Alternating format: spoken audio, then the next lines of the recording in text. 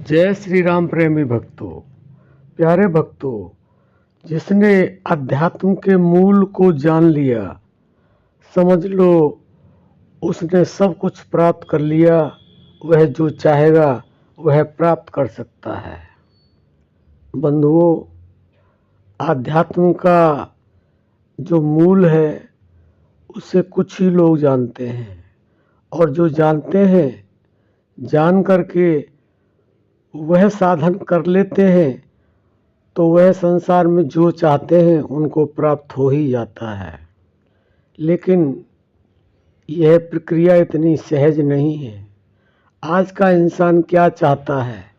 आज का इंसान यह चाहता है कि अभी मैं साधन करूं और मुझे जो चाहिए प्राप्त हो जाए।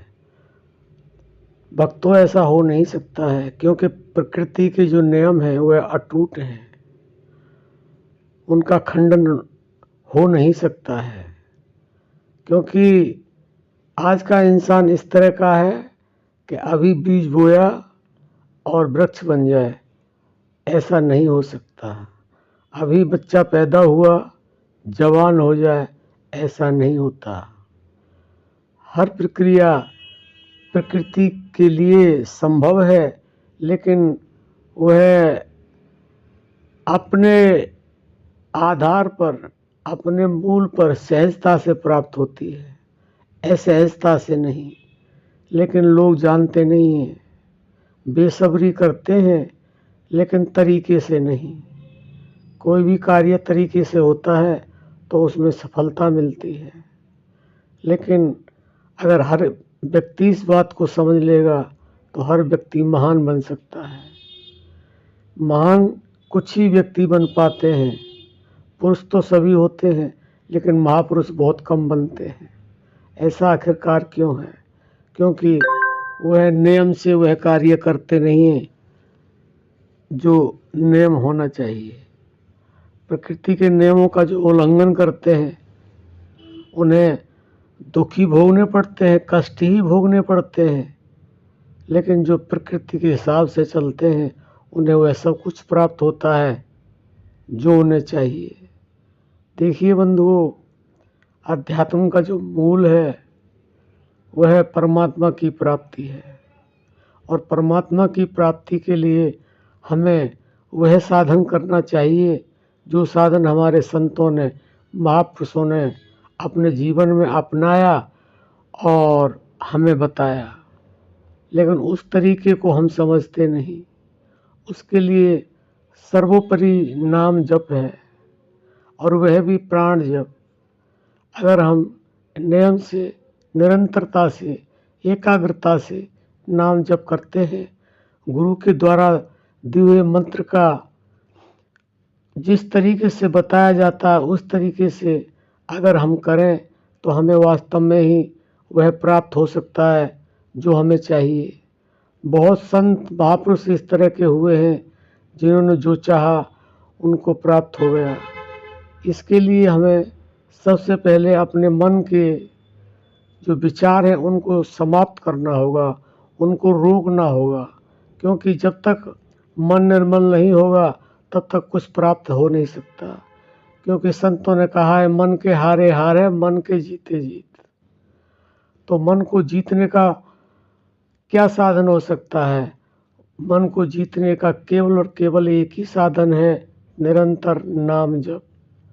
क्योंकि जैसे कपड़े को साबुन से धोया जाता है, ऐसे ही मन के मैल को राम नाम से ही धोया जा सकता है, और कोई तरीका है ही नहीं। और संतों ने भी ऐसा किया। तो आप अध्यात्म का मूल समझना चाहते हैं तो वह परमात्मा की प्राप्ति तो है, लेकिन वह तब होगी जब आपका मन निर्मल होगा। और उसके लिए कहा भी है कि निर्मल मन जन सो मोह पावा, मोहे छल छिद्र कपट नहीं भावा। तो जब तक छल छिद्र कपट मन के अंदर विकार है, विचार हैं, तब तक आपको परमात्मा की प्राप्ति होगी नहीं, और जो आप चाहते हैं वह आपको प्राप्त होगा भी नहीं। क्योंकि संतों ने बार बार इशारे किए हैं, बहुत तरह से समझाया है, लेकिन हम समझते नहीं हैं, केवल सुन लेते हैं, एक कान से और दूसरे से निकाल देते हैं। उसको जब तक अपने अंदर उतारोगे नहीं और उसके साथ निरंतरता से, एकाग्रता से आप जुड़ोगे नहीं, तो आपको कुछ मिलने वाला नहीं है। बस जो मिल रहा है, कभी दुख कभी सुख। दुख मिलता है हमें 90% और सुख केवल 10% मिलता है, और हम उसी में फूले नहीं समाते हैं। यह हमारी सबसे बड़ी बेवकूफ़ी है। यह हमारे जीवन में घातक है, लेकिन हम समझते नहीं हैं। अगर हमने यह इस मूल को समझ लिया कि हमारा जो भी कुछ है वह नाम जप से ही होगा, उसी से मन निर्मल होगा, और जीते जी वह इंसान मुक्त हो जाता है जो मन के मैल को साफ करता रहता है। ये नहीं अभी मन के अंदर पुराना मल जमा है वह साफ कर लिया और उसके बाद फिर आपने सफाई करनी बंद कर दी, तो ऐसा कुछ नहीं होगा। आप इस दुनिया में भी देख सकते हैं, हमारा जो घर होता है उसको हम साफ करते हैं और उसके बाद हम रोज़ झाड़ू लगाते हैं ताकि गंदगी जमा ना हो। इस तरह से ही हमें अपने मन को दिन प्रतिदिन साफ करना होगा, और जब मन साफ होगा तो उसके अंदर निर्मलता आ जाएगी, तो भगवान की प्राप्ति दूर नहीं। और जो आपके कुविचार हैं ख़त्म हो जाएंगे, सुविचार आ जाएंगे, तो आप जो चाहेंगे वास्तव में ही आपको वह मिलना शुरू हो जाएगा। यह तभी होगा जब आप गुरु से दीक्षा ले करके, उसके वचनों पर विश्वास करके, उसका ध्यान करके उसमें निरंतरता लाएंगे। तो आशा करते हैं आप समझ गए होंगे कि अध्यात्म का मूल क्या है। अध्यात्म सर्वोपरि है, इससे बढ़कर और कुछ है ही नहीं।